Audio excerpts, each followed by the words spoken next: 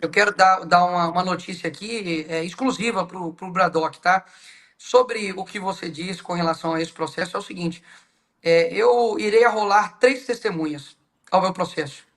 Um, Uma lei foi aprovada para punir invasores de propriedades privadas, aliás, lei que talvez nem fosse necessária, né, porque a legislação já prevê que é crime invadir propriedade privada, mas já que isso não estava sendo cumprido, Mato Grosso foi lá, endureceu essa legislação, só que foi parar no Supremo Tribunal Federal e foi barrada essa nova lei pelo ministro Flávio Dino. Queremos ouvi-lo também sobre isso, deputado. mais uma vez, o STF, com seu excesso de democracia, de fato, usurpando seus poderes, suas competências, e contra, né, o abuso do poder judiciário, não tem quem a recorrer. E ainda você tem que ouvir alguns jornalistas dizendo que não, recorra da decisão, né? Vai recorrer contra quem?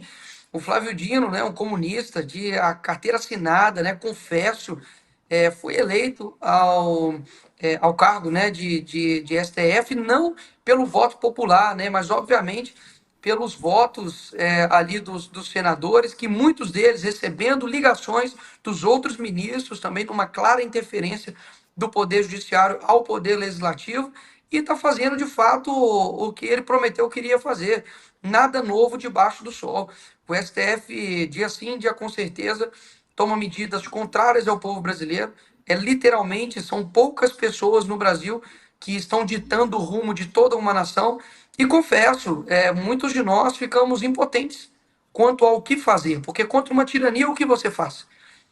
Nós temos histórias de lutas, né, que seja lutas, uma revolução civil, uma luta armada, enfim, só que nós ficamos numa posição em que todas as medidas que nós tomamos no âmbito democrático, seja a apresentação de uma PEC, seja uma mobilização da oposição, seja apoio estrangeiro, no sentido de divulgação do que está acontecendo para fora do que está acontecendo aqui no Brasil, nós ficamos de mãos atadas, porque, como eu disse no programa hoje mais cedo, de que toda atitude contra uma antidemocracia será considerado antidemocrático. Então, eles se vestem de uma embalagem de democracia, mas estão literalmente sendo totalitários quanto aos seus poderes. E o que vai acontecer? Então, muitas das vezes as pessoas querem uma bala de prata para poder solucionar uma ditadura, só que nós não estamos lutando contra um vampiro, contra um ser mitológico, nós estamos lutando contra um ser poderosíssimo, real, que é o Estado, mas que é composto por pessoas. E somente pessoas podem derrubar outras pessoas. E por isso que, muitas das vezes, eu acredito que a conscientização de todas as classes, não somente a classe política, mas a classe jornalística, que está sendo muitas das vezes cúmplice dessa tirania. Durante muito tempo, pelo menos, foi. Claro, temos exceções, como os senhores que estão aqui, mas a classe artística é cúmplice do que está acontecendo, porque apoiou abertamente, o Lula apoiou abertamente todas essas decisões que estão acontecendo, e agora a conta chega. O que vai acontecer hoje? É o Twitter, e a Polícia Federal está se prestando a um trabalho vergonhoso, tá? E eu hoje, inclusive, postei, olha, uma pessoa estuda durante anos para poder passar no concurso, é disciplinado quanto ao seu exercício físico, ele passa numa prova extremamente concorrida, para depois disso se prestar a ficar fiscalizando quem teve a ousadia, o crime de postar numa rede social. Horas.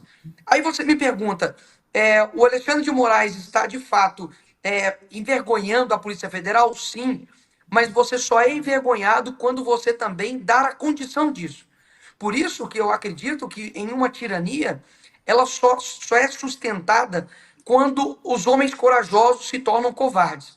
É claro que eu não estou dizendo que é fácil tomar posições de coragem, até mesmo porque temos pais, mães, pessoas honradas que têm o seu ganha-pão ali na instituição. Mas, horas, será que não tem ninguém na Polícia Federal que vai se levantar contra isso, de ter literalmente aquilo que eles nos acusam, de uma polícia paralela para poder fiscalizar usuários que postaram numa rede social? Ou seja, em todos esses setores precisam de pessoas serem levantadas e se revoltarem contra o abuso de poder nessas instituições. Porque, como nós já vimos, pelos vazamentos de conversas entre os assessores do Alexandre de Moraes, nada é feito sozinho. Nem mesmo, muitas das vezes, o bem ele é feito sozinho e muito menos o mal é feito sozinho. Existem pessoas, é algo programado, planejado, há pessoas que estão ganhando com isso e pode ter certeza que uma ditadura e uma tirania só é sustentada quando há um ecossistema inteiro que ou está ganhando com isso, ou é cúmplice disso, ou ambos. Há décadas a esquerda vem formando um caldo cultural que gera um ecossistema progressista que faz com que as pessoas acreditem que ser de esquerda é ser do bem. Aquilo vai se naturalizando e a pessoa às vezes nem é ideologicamente ativa, mas ela acha que aquilo é o certo e que qualquer outra coisa é o errado.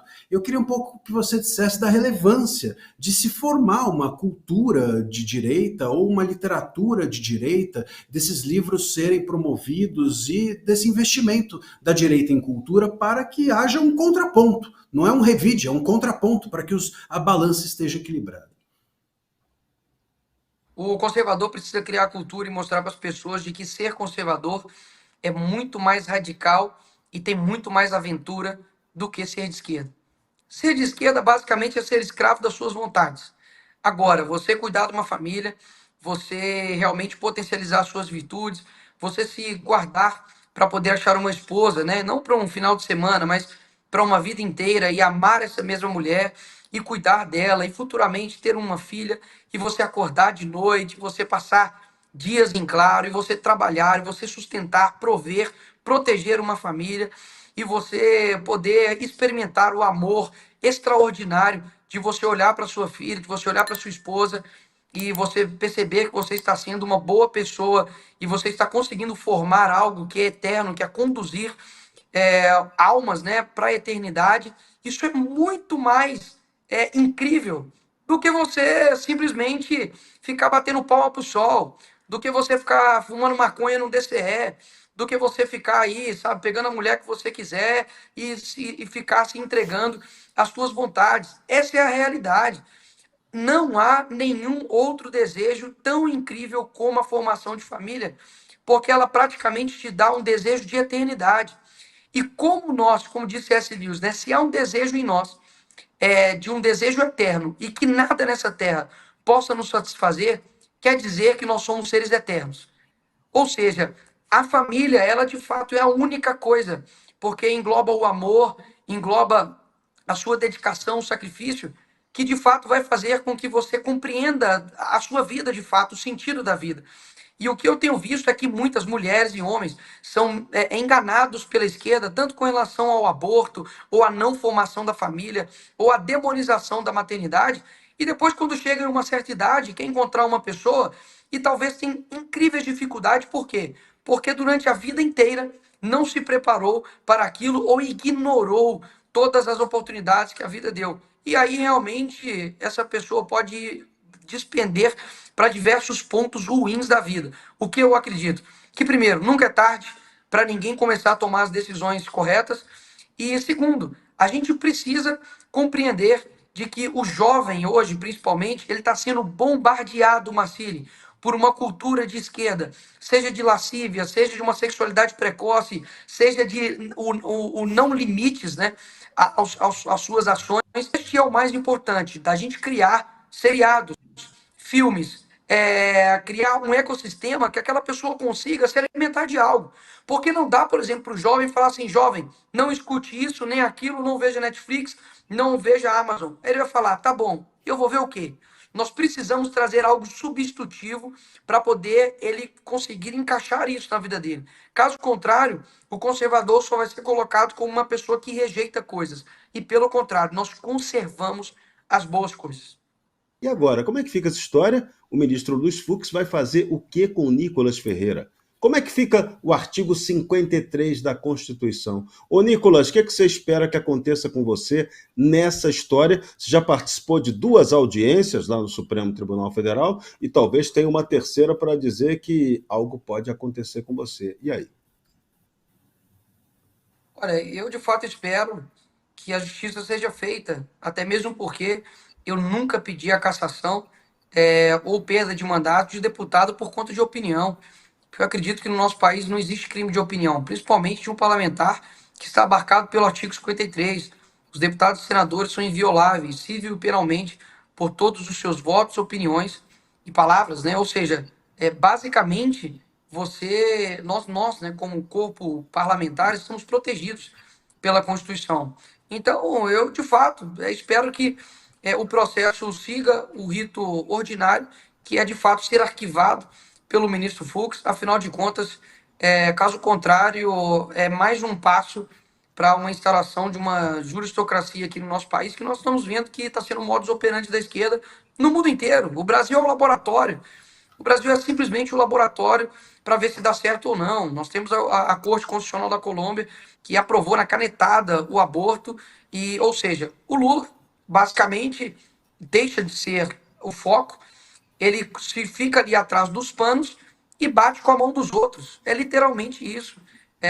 Ele se utiliza de outros ministros, como o ministro Flávio Dino ou a PGR, para poder tomar atos persecutórios contra a oposição, até mesmo porque, Serrão, eu nunca vi um deputado de esquerda perder as suas redes sociais. Eu nunca vi um jornalista de esquerda perder as suas redes sociais. Eu nunca vi multa sendo aplicado a quem quer que seja de esquerda, seja um influenciador ou um artista. Agora, essa nova multa aí que o Alexandre de Moraes vai aplicar também no Twitter do PT, porque eles estavam postando normalmente, ou era de um correspondente exterior. Será?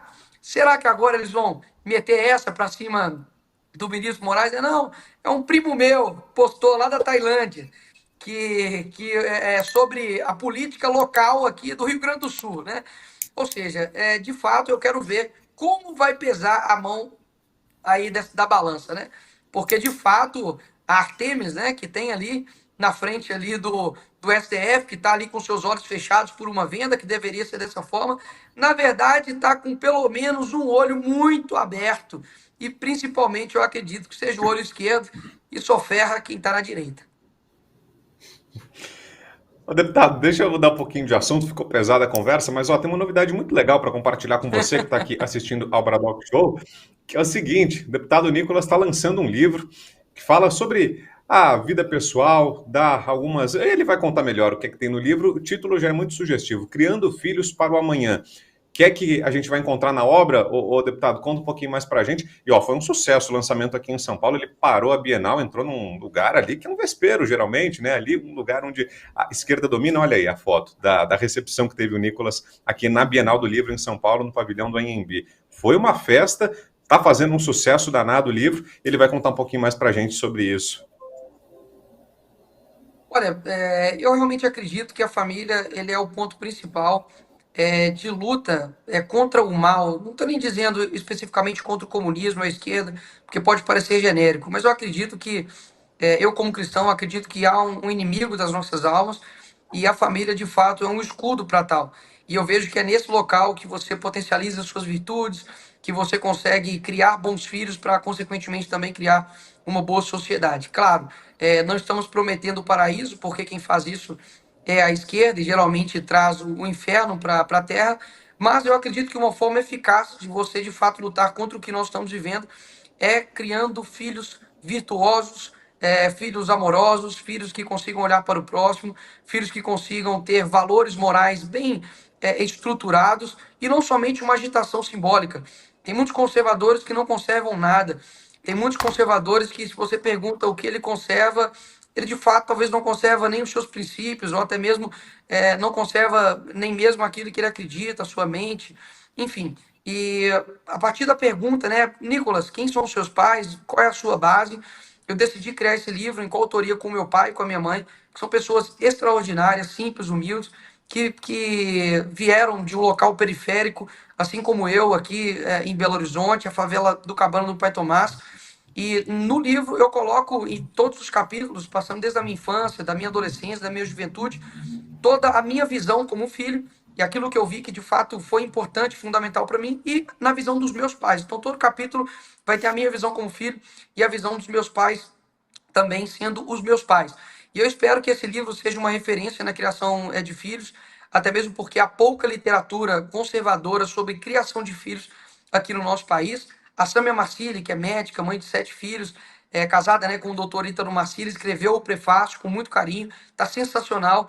As vendas estão assim absurdas. O frete, inclusive, grátis, só fica de fato até amanhã. A gente vai fazer o lançamento em Belo Horizonte no dia 2, no Diamond Mall. Então, para quem é de BH, vou postar mais informações ao longo do tempo. E, assim, de fato, foi uma experiência, tem sido uma experiência muito boa no sentido de uma luta de guerra cultural, que é o que eu sempre fiz. Eu estou político hoje, sabe, amo o meu ofício, faço de fato com toda a garra possível, oro, me dedico a isso, mas de fato a minha guerra sempre foi uma guerra cultural, até mesmo porque eu sofri isso na escola, na universidade e principalmente ao meu redor, né, profissionalmente também. Então eu acredito que isso daí, para quem não tem filhos, vai ser um norte muito bom. E para quem já tem filhos, poder aí se adequar, melhorar para ser pais melhores. Eu acredito que é através da família que a gente consegue ter um futuro da humanidade bem melhor. Perfeito. Fala, Marcília. Tudo bem? Eu tenho uma pergunta sobre o livro, mas antes queria fazer um breve comentário sobre essa questão dessa investigação, desse processo dele, que está até com o Fux, né? Eu vou até essa semana publicar um artigo sobre isso, porque as pessoas falam isso, né? É só recorrer, é só exercer a sua liberdade com responsabilidade. Sim, mas qual é a coerência, qual o critério do judiciário para o seu recurso?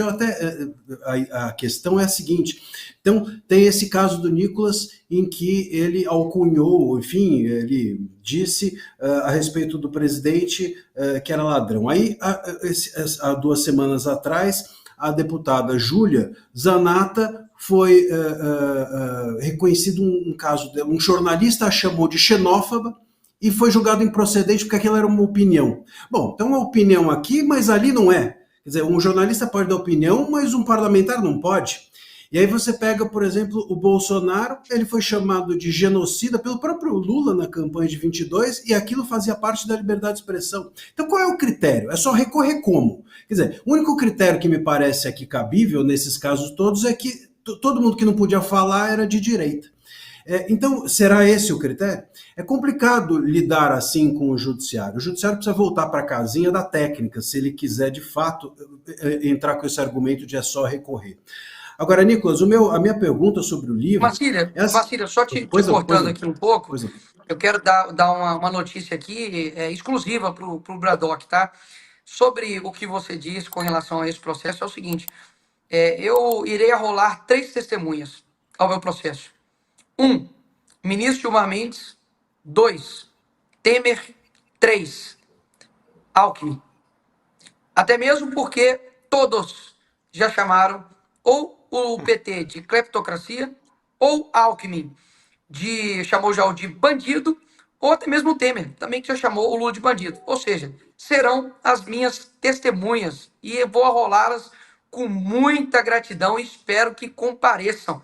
Até mesmo porque, como você disse, né, pau que dá em Chico tem que dar em Francisco. Então, uma notícia aí que eu não consegui segurar e para todo o pessoal do Braddock aqui com exclusividade. O PSD tem sido o fiel da balança e entrou no debate. Eu vi que você fez, inclusive, declarações sobre esse assunto, muito importante, porque 10 dos senadores hoje, entre os 29 que... Deixa eu até ver se não mudou. É isso mesmo, temos 29 indefinidos. Desses 29, tem um do PL, do seu partido, que é o Romário, mas tem 10 do PSD. Eu queria te perguntar uma coisa: como é que está essa questão de Belo Horizonte? Porque, se eu não me engano, o prefeito é do PSD e quer a reeleição. Nós temos um bom candidato do PL aí em Belo Horizonte. Eu vejo lá em Curitiba também tem um candidato do PSD também sendo encabeçado ali, ou pelo menos um amálgama de um monte de partidos, inclusive o teu partido, o PL, mas a gente tem lá a Cris Grêmio, que eu considero alguém, uma conservadora ali que poderia fazer diferença. E em alguns locais a gente vê o PSD, como no Rio de Janeiro, que a gente tem o Ramagem, um ótimo candidato do PL, mas temos ali o PSD querendo se colocar ou se reeleger ali com um candidato muito conectado com a esquerda, com o PT, etc. Fala um pouquinho para a gente de como está essa situação da relação com o PSD do Kassab. Olha, o Gustavo Gaia brilhantemente focou nessa questão do PSD, que de fato está aí basicamente sendo o sustentáculo, né, da ditadura do Moraes. E, inclusive, eu estou aqui em um estúdio onde eu acabei de gravar um vídeo que vai amanhã às 8 horas e posso, assim, falar com vocês com toda certeza que vai ser pancada e realmente vai mudar o cenário aí para poder pressionar o PSD. E o que que nós precisamos de fato fazer? É compreender que você precisa avaliar e não generalizar. No caso de Londrina, por exemplo, né, e Curitiba, são pessoas que estão no PSD e que de fato estão ao nosso lado. Agora, no caso, por exemplo, de Belo Horizonte, como você disse, né, que é o PSD e de fato está colado com a esquerda, Rio de Janeiro colado com a esquerda, nós pedimos, né, para que todos não votem nos candidatos que estão encaixados nesses requisitos, ou seja, estão sendo apoiados pela esquerda, ou que apoiam a esquerda, ou que estão sendo apoiados pelos senadores do PSD que estão indecisos. Dos 29 senadores indecisos, 10 são do PSD e 2 são contrários ao impeachment de Moraes, contrários à democracia e que também são do PSD, que é o Omar Aziz e o Otto. Então, a gente precisa, de fato, compreender esse jogo político. E, assim, eu confesso que eu vou até me reservar um pouco de falar aqui, porque a estratégia eu vou, de fato, soltar amanhã e eu não tenho dúvidas que a gente vai conseguir pressionar bastante a cúpula do PSD, que já sentiu e muito com os vídeos aí do Gaia.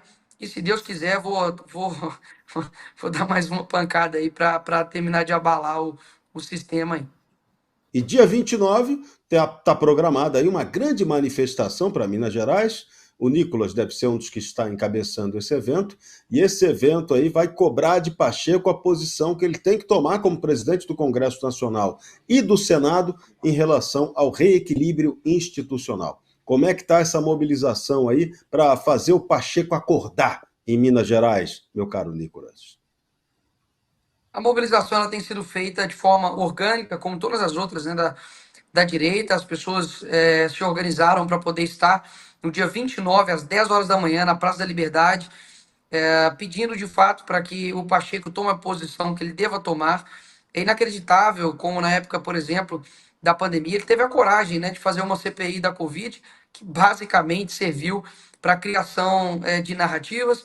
Depois se elegeu presidente do Senado, e isso aqui é matéria jornalística, só estou falando, não estou acusando, só estou lendo a manchete, de que os aliados das pessoas que votaram no Rodrigo Pacheco receberam em, a um todo de emendas 2,3 bilhões de reais. Então, a gente sabe, né, como é que funciona o jogo sujo da política, mas ele nunca tomou, digamos assim, um calor aqui dentro da sua própria terra, né, com relação a essa pressão popular. E posso ser sincero, a vida desses caras, eu já disse isso um dia em discurso, mas repito aqui agora. Eu acredito que não há nada mais que coloque medo, pavor e tira a paz desses caras do que de fato a pressão popular no dia a dia. Você tem noção que o Gilmar Mendes estava reclamando que nem em Portugal mais ele pode caminhar livre, em paz, porque lá tem brasileiros também que estão compreendendo o que eles estão fazendo aqui no Brasil. Quando eles vão para os Estados Unidos, acontece como aconteceu.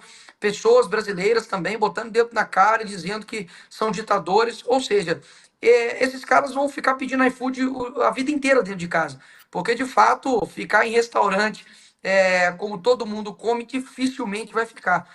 Então, eu espero que os ministros, né, principalmente também o presidente Rodrigo Pacheco, abram seus olhos para poder tomar as posições corretas. Ele disse que precisaria ser sensibilizado para poder pautar o impeachment de Moraes. Agora, engraçado, né?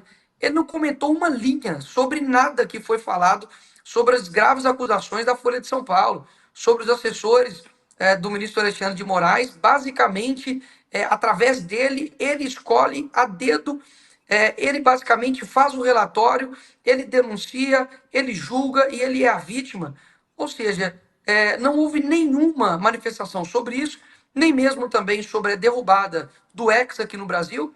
Então, ele é cúmplice de tudo isso. Inclusive, estava na reunião, né, juntamente com o Temer, com o Alckmin, quando foi decidida a derrubada do Hexa. Então, nada mais é do que um cúmplice, uma pessoa que está querendo se esconder para poder se tornar um governador aqui de Minas Gerais.